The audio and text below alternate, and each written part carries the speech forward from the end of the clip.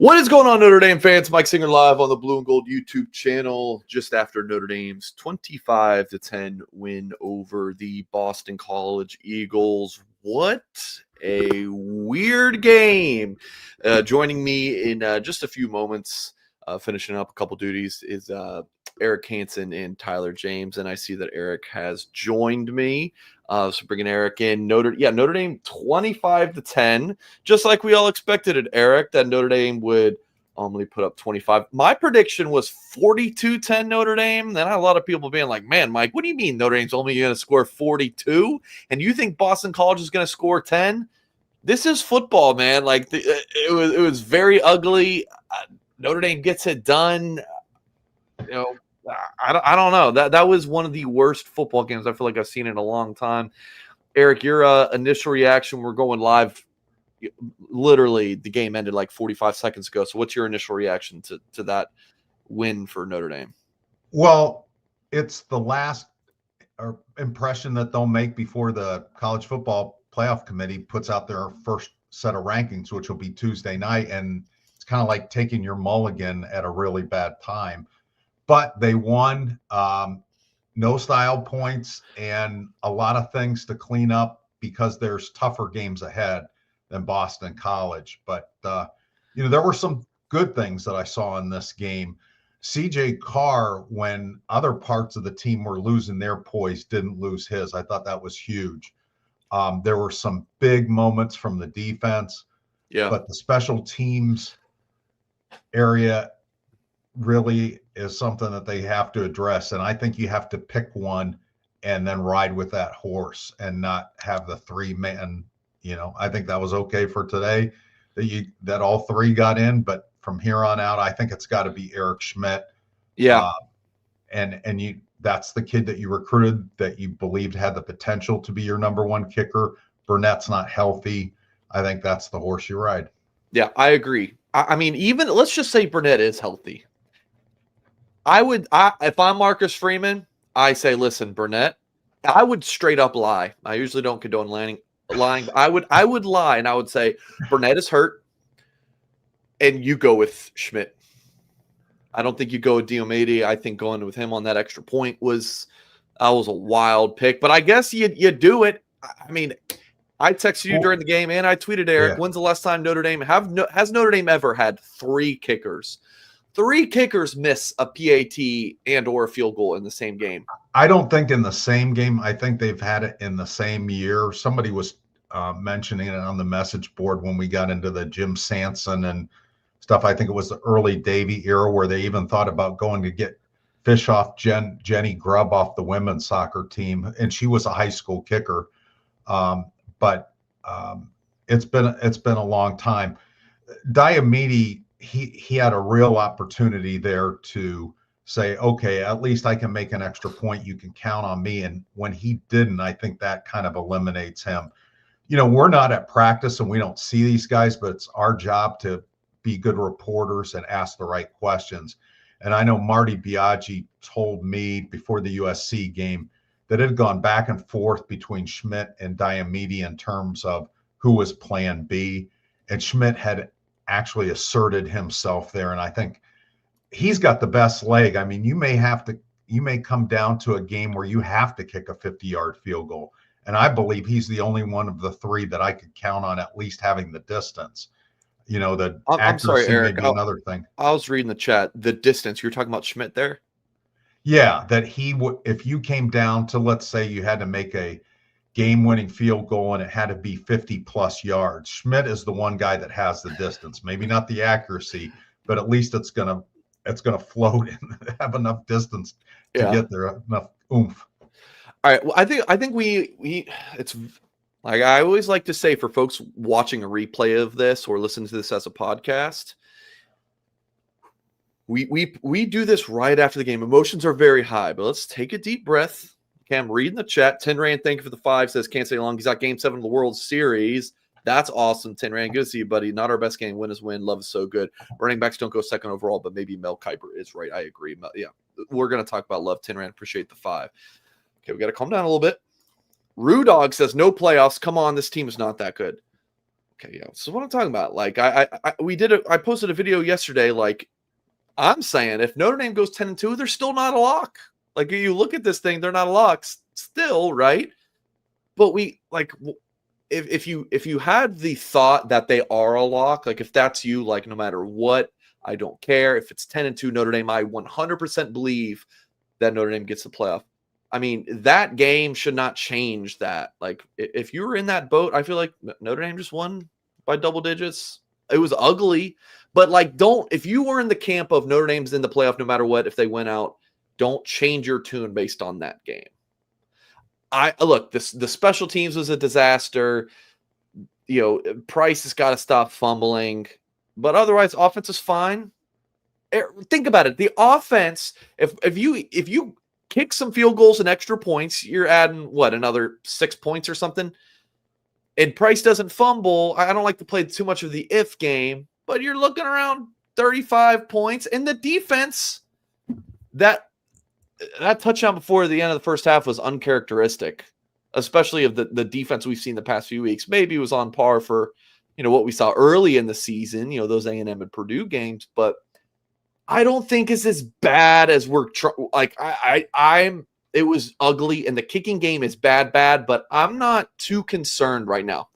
Hot take. I'm not jumping off the house yet. Like I'm good. Do you have a 2-story house, just for the record, about jumping off the house? I can find a spot on the house where I can jump off of it and I won't injure myself too bad. Okay. So I think that, again, football is a game about punches and counter punches. Notre Dame needs to find some counter punches, in the sense that BC was a team built not to compete with Notre Dame, but they're built similarly to some of the other teams they play. Certainly not Navy, but Pittsburgh. Pittsburgh is a team that throws the ball a lot, doesn't have a great running game to go with it, but they now have a mobile quarterback that can give us some problems. And then defensively, they load up on the run. They will absolutely play this, look at this tape and say, this is the way we need to play Notre Dame. It needs to be CJ Carr all day long. And if Notre Dame is stubborn about that, we're going to have our way, because they're not a good pass defense, but run defense, Pitt is really good. And they also get after the quarterback. Yeah. Navy lost, by the way. Of course, that's Notre Dame's next opponent on November 8th. The night right. game. So they have to flip the script to defend Navy, and then they have to go back to a conventional offense that throws the ball a lot. That's why I always said Pitt was the trap game, because of the sequencing. Brian Sullivan says, tell KVA to stop the throat slash. He was doing something, like the kids do something with this. It's not the nose. It was not the throat. Shave my mustache, like Tyler Horka did. Referees continue to be abysmal. There really is a ton. So I agreed with Boston College's defensive plan. I thought that was the way to go. Make Carr beat you. And Carr was great tonight. 18 of 25 for 299 yards, 2 touchdowns, the 72% completion percentage, the 198.9 quarterback rating, no interceptions. I mean, as good as he played, you can't let Love and Price beat you. And so there was the opposite game plan from what USC did with the light box. Yeah. And then you look at what Notre Dame did to USC. Notre Dame's defense went all out. We're going to stop the run and make Maeva beat you through the air. And, Maeva threw some picks, and, Carr took care of the ball. I thought that was key. But I thought this was a really interesting interaction here. Q the turn up says, we need to run some more. King ND says, hard to run into an 8-man box. And that 8-man box is exactly why Carr had passes of 40 yards, 40 completions, of course, 40 yards, 46 yards, and 44 yards, 2 of those being touchdowns. He almost had another long one late. He probably should have had that. Absolutely should have. All right, we got Blue and Gold's Tyler James in here. Tyler, hope that you're doing well. What's your initial reaction to that 25-10 win for the Irish? It's sort of the recipe for how to keep an inferior opponent in the game. Sort of Notre Dame not able to establish success on offense early, a defense that couldn't get off the field, too many penalties. We sort of made a joke of it going into the game, and our keys to the game. That one of my keys was "Don't be stupid," and it felt like Notre Dame.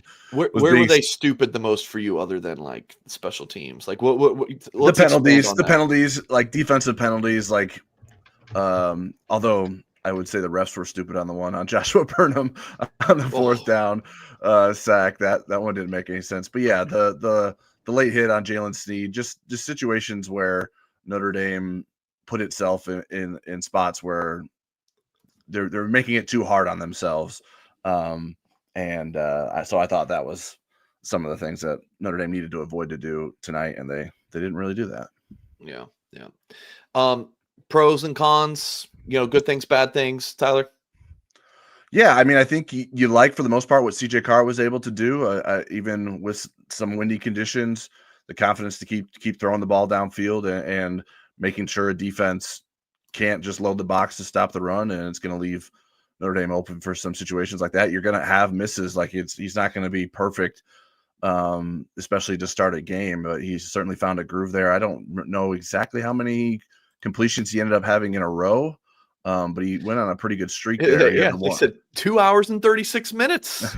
Because he had the one, it was just a spike. That was the only time one of his passes hit the ball for a pretty long, or hit the ground for a pretty long period of time there. So cons, it took the offense a bit to find some momentum running the ball.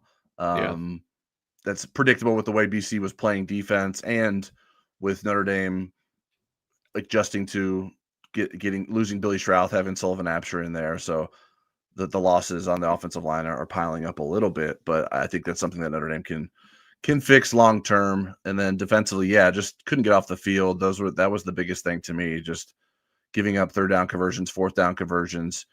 And that, like, if we start looking forward to the Navy game, that's something you can't do against Navy either, right? Because Navy's going to want to possess the ball and keep its offense on the field and force you to be efficient with your offensive possession. So maybe a little bit of a preview of what next week looks like as well. Notre Dame fans, please hit the thumbs up on this video. Subscribe to the Blue and Gold YouTube channel for more content. Post-game coverage will be rolling in soon over at blueandgold.com. As I was just saying that, I was about to add, if Freeman's press conference updates are pouring in, or as they do, I should say, I'll share what the guys are Jack Sobel and Tyler Horka are reporting about. But no injuries to note. And I mean, knock on wood, but I don't think there's any injuries to come out of that game, which I just thought of. That is a huge positive if Notre Dame did get out of there unscathed. Did you guys see any injuries of note on the TV broadcast? I don't think so. Yeah, I don't. So that's a positive for me. Another positive, Eric, I thought the play of the linebackers was great. The alleged throat slash aside, which again, I tweeted this. Kingston and Drake had big performances. Bowen had 14 stops, a sack, 2 TFLs, a PBU. Kingston 9 tackles. It felt like he had 4 sacks. He credited with 1.5 and had the 2.5 TFLs. Matt Murphy responded and said, "Fun note. Of the 147 kids who did the wipe your nose gesture today, he was the only one to draw an unsportsmanlike conduct penalty." How about that? I seriously, I think this was very much something that the referees don't know a trend. I don't know. I'm 32 now. I'm getting old, but the wipe your nose thing, that's a trend, I guess. Notre Dame football Twitter posted a thing of a video of Schuler. He did that sitting down on the sideline. Like, it's just a thing. I don't know.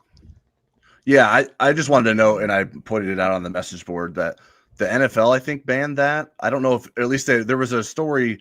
I haven't followed through. It's not something I've kept track of, but I know in the off season they came out with it saying that they were going to ban it because it's gang affiliated or something. I don't know the meaning behind it, but it is that specific nose swipe. And I think Trayvon Diggs for the Cowboys does it a lot. If you Google Trayvon Diggs NFL nose wipe, there will be stuff that comes up. Troy Vincent talks about it. So I don't know how often it's been called in the NFL. I don't know that I've ever seen it flagged in college football. But that is some context behind it. So other than you're going to show us that it happens. Sometimes. That's what it is. It's crazy that's a thing, but hopefully you don't get penalized for picking your nose. Eric, very timely comedy there. Yeah, I can't believe we just Tyler James. I can't believe we just had to spend that much time talking about it. But that's officiating in the big 2025. But yeah, not to overshadow that. The linebackers did play well. Notre Dame had 5 sacks against Boston College, only allowing 10 points, holding the Eagles to 281 yards. Do you guys know off the top of your head, without looking, how many rushing yards Boston College had? I think it was 10. It's 12. 12. Okay. 45 sack adjusted rush yards. But still, that's 1.7 yards per carry. The announcers did a good job of pointing that out, though. The Turbo Richard had some big first downs on 3rd and short, 4th and short. But yeah, they dominated the run. Run defense is going to end up going into the Navy game probably pretty close to being a top 10 run defense. Yeah, the 11-minute drive, Tyler James, that was just like a backbreaker. I mean, kudos to the Notre Dame defense. They did hold them to a field goal, but still, where is that? 3 fourth down conversions. 21 plays, 74 yards, 11 minutes and 20 seconds. When Notre Dame scored that touchdown, I think to get them 18 points, that was Notre Dame's first drive of the second half, and that drive ended with 14 seconds or like 2 minutes left, or something like that. It was crazy. It was late, yeah. Yeah, I think Notre Dame went 70 yards in a couple of minutes, and 3 minutes. Boston College had 74 yards in the whole quarter. So Boston College had the ball that long, but they didn't chew up that many yards. But yeah, I mean, Notre Dame's offense can't get out there and extend the lead when Boston College is out there. The 2 of those 4th down conversions were Richard 1-yard runs, or there was a 2-yard run. They were both 2-yard runs on 4th and 1. Eric mentioned him converting those, and then the other 4th down was the Burnham penalty. But it gives other teams that have better personnel some ideas. Hey, let's try to play ball control with our passing game. Not everybody has somebody like Lewis Bond, but I think Pittsburgh has good receivers that could execute that. So it'll be really interesting to see what teams do going forward. And again, that's what football is all about. You have to come up with new counter punches. Okay, these people did this to us. What do we do now in response to that? Quote from Marcus Freeman, hat tip to Jack Sobel. On the kicking issues, he says, or the kicking unit, I should say, the issues were every time we kick the ball, it's not going between the goalposts. So Marcus Freeman giving us, as my buddy Robbie Thomas says, a no shit Sherlock kind of quote. Hashtag analysis. Yeah. Yeah. Just a joke, guys. Georgia beats Florida 24-20, and I want to get to results around college football later in the show. Overshadow Sean says, we still pretending Ash isn't a problem. I mean, dude, if I would have told you before the game, like Boston College is going to score 10 points and put up 281 yards, be like, okay, yeah, sounds about right. I predicted BC to score 10 points. Like that's what I kind of thought. Like, I don't know. Like, yes, they went 74 yards, but like this is football. Like the other team will do some good things sometimes. Like that happens. But at the end of the day, it's points. Notre Dame allowed 10 points and less than 300 yards against another team. Like, and Notre Dame has been stacking good defensive performances on top of another. It wasn't perfect today, but I don't think Chris Ash I don't think the defense is a problem today. And they turnovers too. 3 turnovers the Notre Dame defense forced. So I don't know, Eric. Am I crazy? I don't think you're crazy. I can see when people are in kind of the heat of the game and watching it, they want Boston College to look like, a high school team. And they've got some players on their team, and they've scored in the 20s in the 2 games previously that Grayson James started, including 24 points against a Louisville team that's not ranked that far behind Notre Dame. The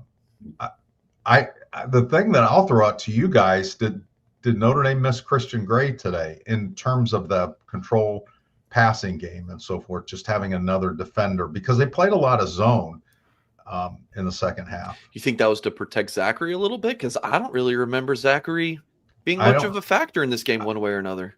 I don't either, but I do think I do think it's felt like the tight ends were the bigger problem in the man defense. And I think they just said, well, let's play some zone. But you wonder again if Christian Gray played, do they have better matchups in their man defense? Interesting. I thought Leonard Moore played very well, except for the one play where he had the penalty and gave up the touchdown. That was very rare. Tyler, any thoughts on that? Yeah, I would want to watch it back to have a sense of who was being targeted. I mean, but it seems widespread when you have Bond with 8 catches, Skeet with 8 catches, Franklin with 7 catches. So it's not like one guy was killing anyone. Now maybe the slot corner was matched up on those guys a lot, or I don't know. I don't have good enough notes on that in terms of what happened during the game, but I certainly think, and Notre Dame thinks, Christian Gray is better for their defense than their other options. Otherwise, he wouldn't have continued to play through an injury as he has. So, I think some of it was also Grayson James extending plays too, like staying alive long enough to be able to find someone open. And then whether it's a zone defense or a man defense, that's going to be hard to cover. I just think Gray would elevate all the corners, just having one more competent cornerback in there elevates everybody. It's kind of like a pitching rotation. If your number 1 or 2 pitcher is out, then everybody has to move up. Yeah. Just one more comment I just saw from the chat. Bend but don't break is the worst defensive identity, says Agu Shadashan. I don't disagree. I mean, giving up 50 points is a worse defensive identity. But when I think about Al Golden's defense, I think about a lot of bend but don't break. I think of a ton of bend but don't break, but then it's a lot of havoc plays, sacks, pressures, interceptions.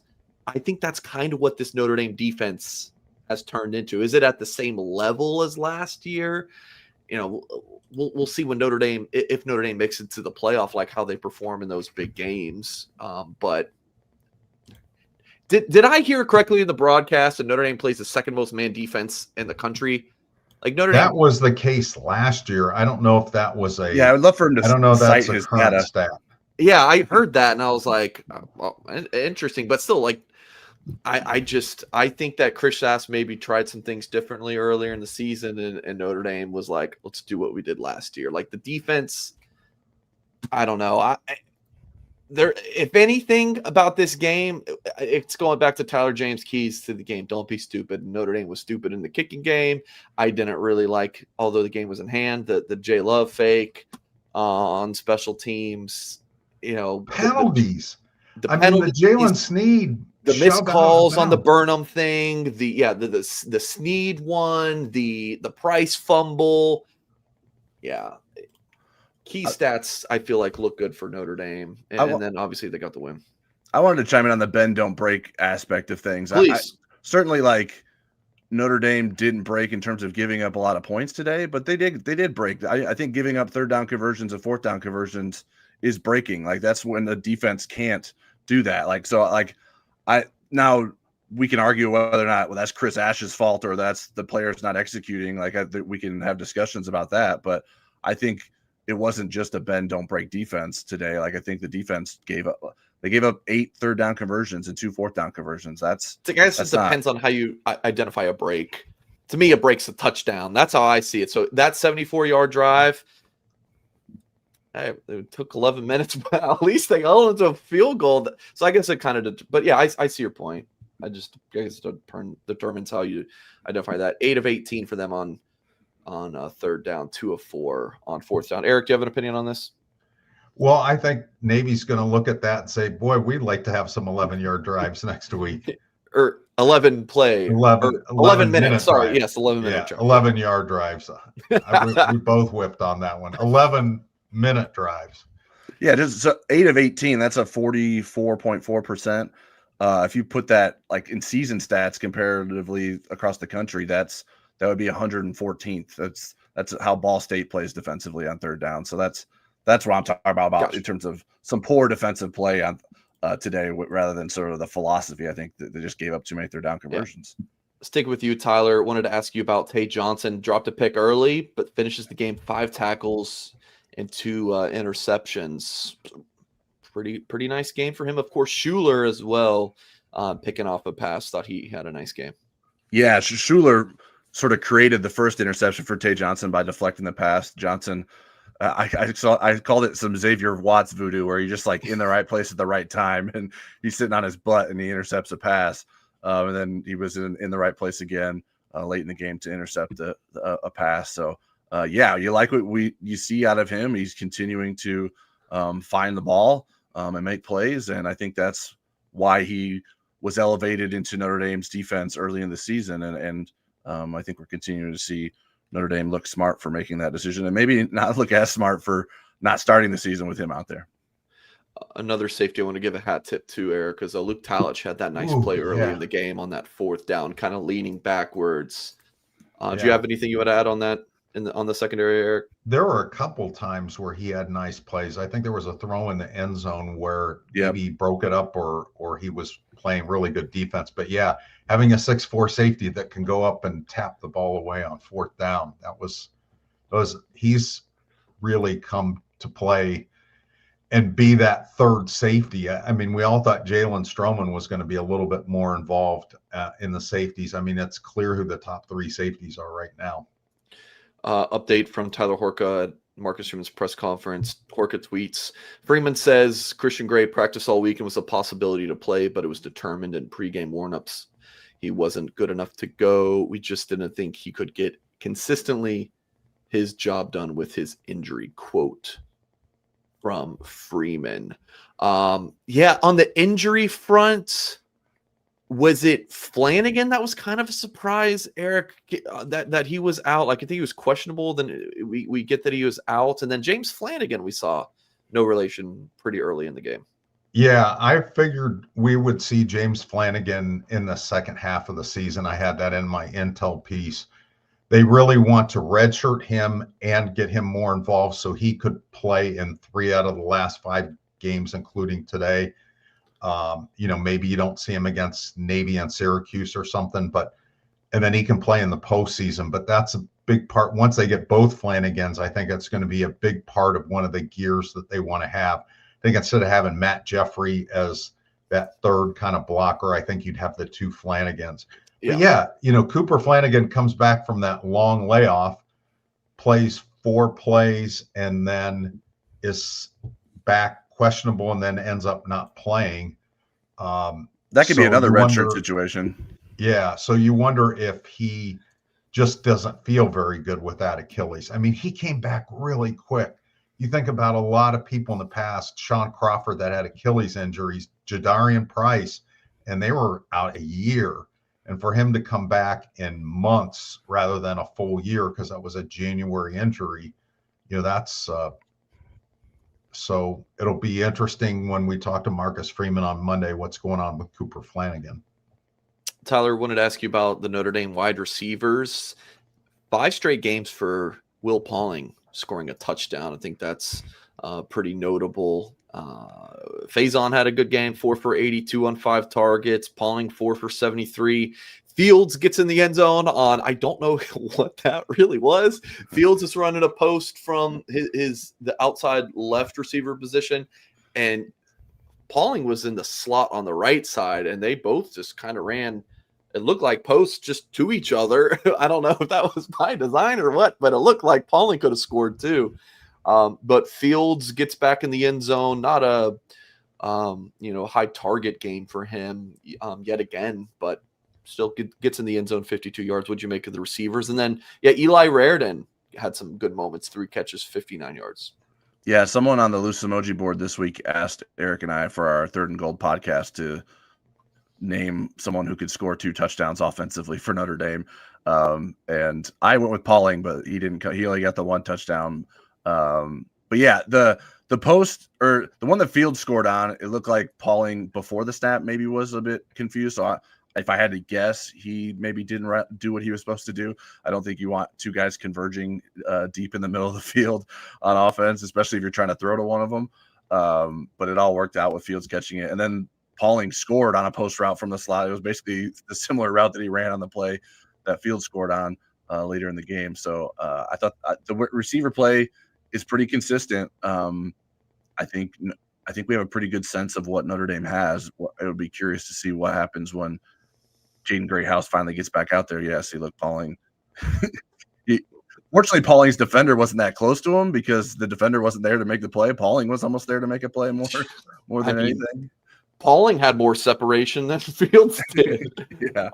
But hey, you take it. But Fields is about a foot taller. Yeah. Yeah. Eric, do you have anything you want to add on these receivers? I want to add something on Pauling. Pauling was, I think, the gunner on the punt that was downed at the 1 yard line. And that ended up being a big play for Notre Dame, being able to get them down to the 1 yard line, downing it there.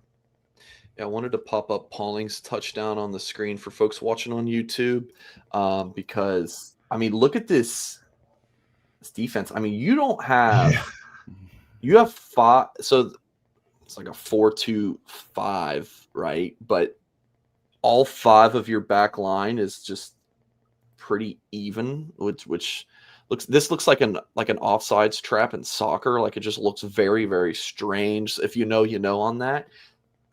But none of them, they're not even past 10 yards. It's like you got five guys playing soft, right? Playing back, like you don't have anyone pressing.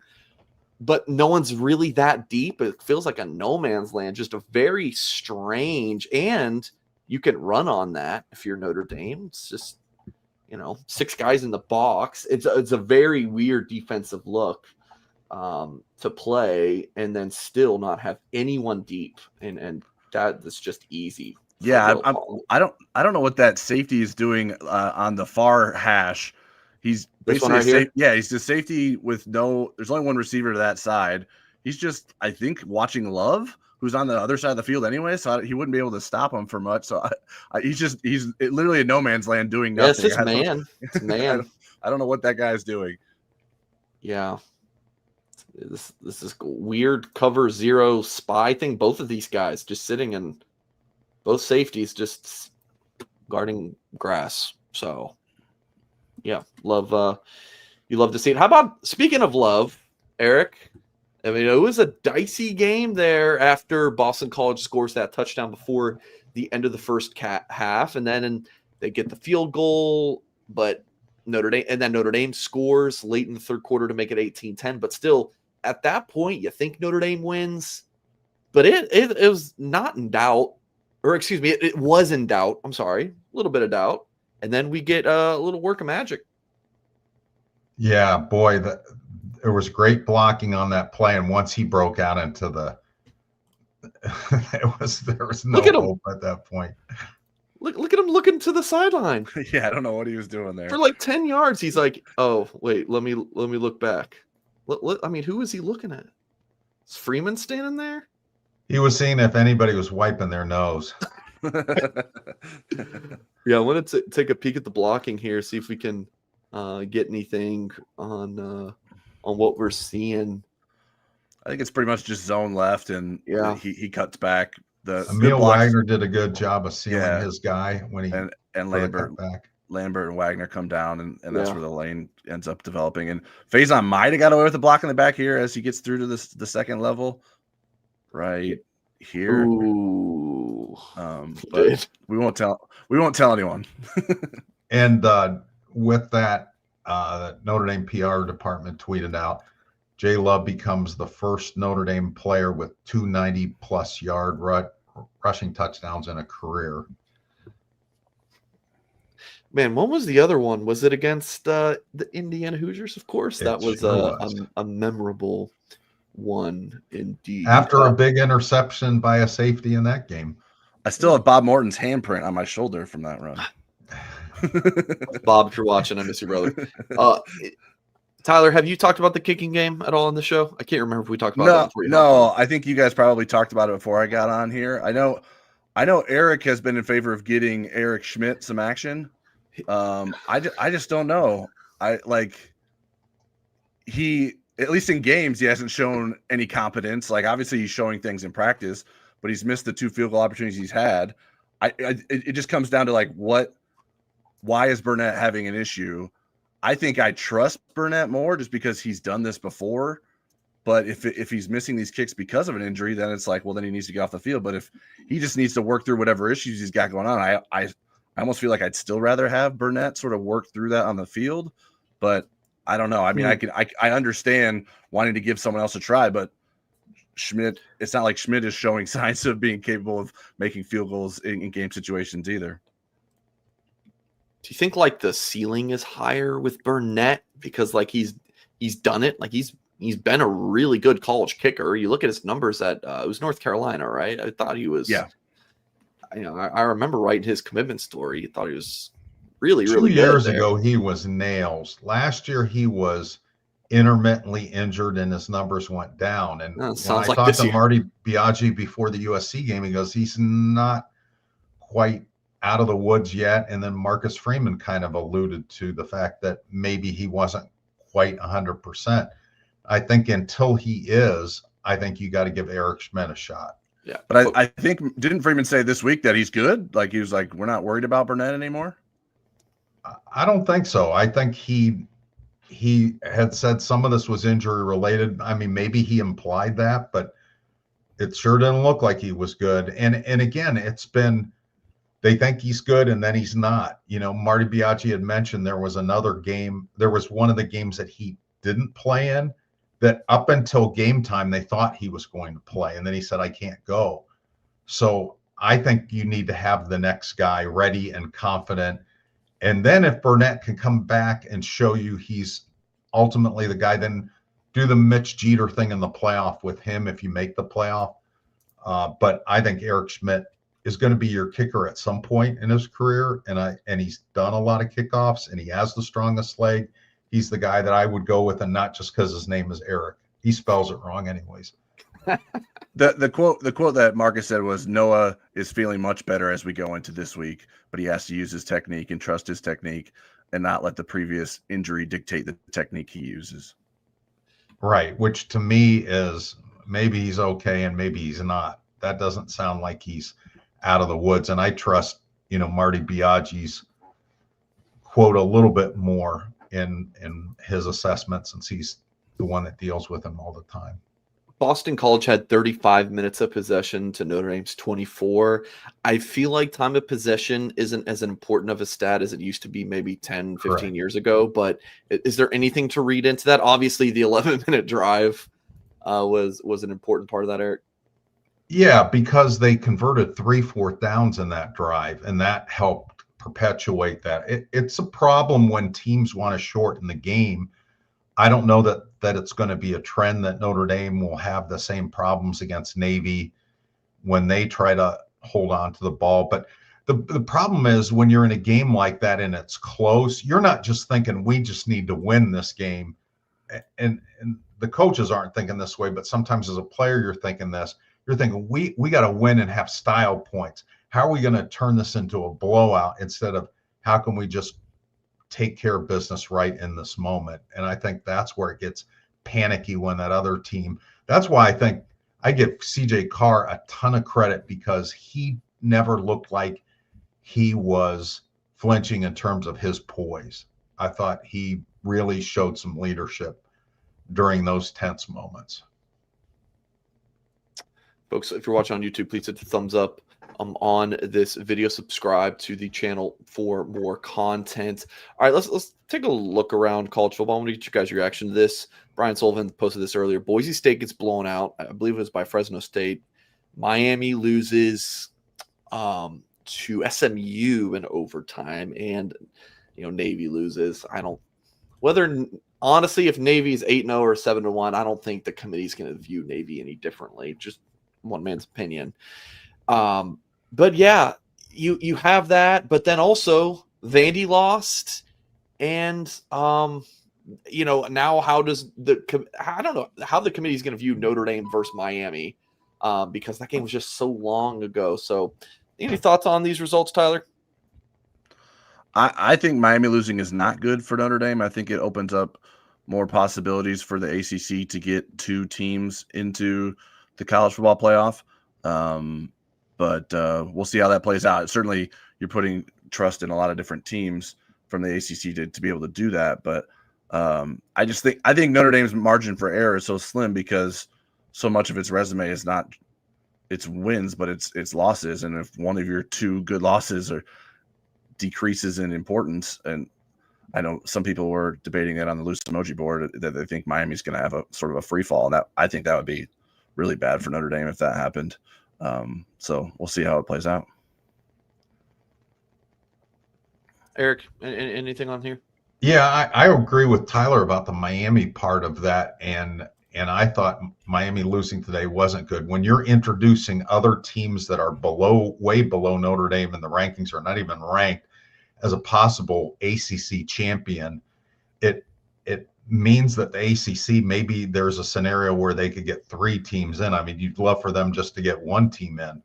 But if Georgia Tech only has 1 loss, they're probably in. And you think about Virginia and Louisville, and it's just not a good thing. And again, you're taking away part of Notre Dame's resume. I think if there was a team you could feel okay with Miami losing to and letting them fall out of things, is Pitt, because you would have beaten Pitt theoretically in about the same time frame that Pitt beat Miami. Then you'd say, well, Notre Dame, if you replayed that game, Notre Dame is a much better team. They probably beat them.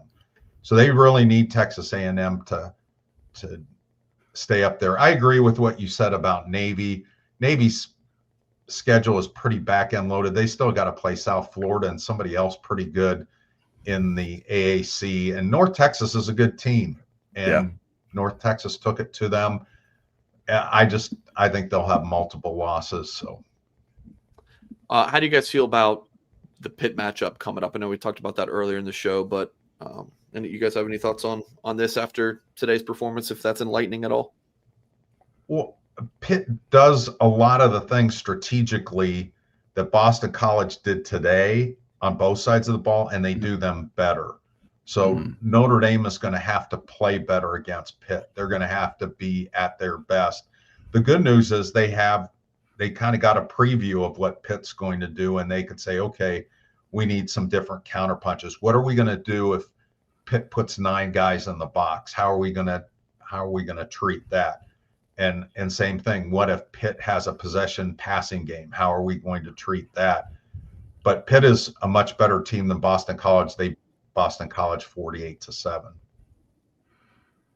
Yeah, we agree. But Eric and I previewed the remaining games on the schedule earlier, a couple weeks ago. Maybe I don't think it was last week, but Pittsburgh's the most difficult opponent left on the schedule, and for those reasons that Eric mentioned, they can maybe do some things that force Notre Dame into some tough spots. I think they can maybe handle some of those situations better than a team like Boston College.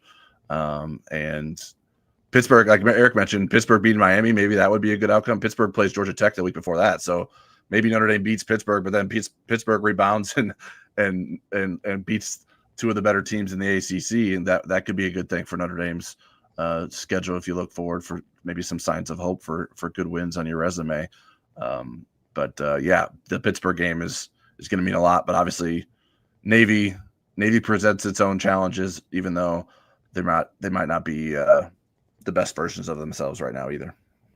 John Veach, I thought this was a really important comment and an interesting one. What does everyone think about Eli Manning being the new spokesperson for Jimmy John's? What do y'all? Does John Veach work for Jimmy John? Does John Veach work for Jimmy John's? Jimmy John's Veach? I saw that and I was like, I feel like this guy's joking with that question, but so I wanted to. He probably didn't expect for me to actually answer it, but yeah, no free ads. We talked about Carr, running backs, J Love. Talked about the receivers, tight ends. O line was solid tonight. I feel like some of the run things and negative plays in the rushing attack weren't really their fault when you're putting 8-9 guys in the box. Yeah, D-line was solid. Linebackers we talked a good bit about the DBs. Devontae Smith we saw for the first time in several weeks. So any thoughts, guys, on Smith? And then, the D-line, I thought played pretty well tonight.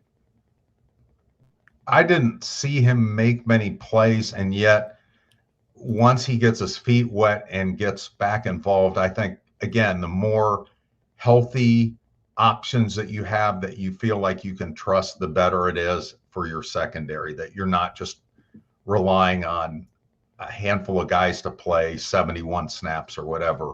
I think Devontae Smith coming back could be significant down the stretch for Notre Dame if he's healthy and plays to the level we think.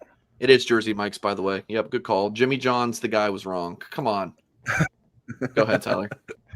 He owns a Jimmy John's franchise. Yeah, we Free knew it. advertising. I knew it was Free smells. That's what they advertise. That's their slogan. Free smells. They're free at my house too. I remember Smith allowing one completion. What are the smells, Eric? I'm glad we don't have smell. I'm glad we don't have smell-o-vision. Well, my grandkids are old enough; they're not in diapers, except the two that I don't see that often that live out of town. The ones that are close, oh man, are all good. Yeah, they're the smells at my house are my cooking for my grandkids. Okay, that's good. Sorry, Tyler. Go ahead. No worries. Devontae Smith, I know he gave up at least one reception that I recall. But yeah, I would need to go back to see how he fared individually. I think the better thing is just like he got through a game. You can start to get a better sense of what he can do for your defense moving forward and figure out, okay, how much is Devontae Smith our one and only nickelback that we want to play routinely? How much do we want to mix in Dallas Golden? What does that look like for Notre Dame down the stretch? I think Notre Dame can get a better sense for that now when you get Devontae Smith back out on the field. One more question, then we'll go to some closing thoughts. John McCaffrey said, "What's going on with Jaden Greathouse? Visiting window, the injury. Will he be back?" We do expect him back. A hamstring injury. Notre Dame's just been calling it a thigh injury, but hamstring injury, if I recall correctly, Eric. So can you update John on that? And then what does this look like when he comes back? Because like Notre Dame's, they'll play KK a little bit here and there. Of course, Micah Gilbert was, he was out, but it seems like for the first time in years, like Notre Dame's got a really solid established receiver room. You can kind of trust everybody. How does it kind of look when Greathouse comes back, assuming he does? Thank you, John. I think he will be back, and I think it's going to help them in the red zone. He's a guy that you can throw a fade ball to, that he's physical and tall, and he's a different than a lot of slot receivers. So sometimes you have a nickel that's not real physical, and I think he is a guy that will help you in the red zone just with his physicality, being able to shield the ball from the defender with his body, and I think he'll be a help if and when he comes back, and I expect it to be when and not if. Okay. All right. Any closing thoughts, guys? Any other thing about this game? It's like Mike, haven't we talked about that yet? We're going to have people begging for Marcus to raid the men's soccer team to get a kicker, and that's going to be not happening, even though that I think they played their last regular season game. They do need to get this kicking thing figured out. And it looks like Mike is jumping off his house right now. So what do you think, Tyler? Besides the kicking situation, what do you think is the biggest priority as they get ready for Navy? And is it just different because it's Navy? Does that change the priority list? Yeah, I think it does change the priority list.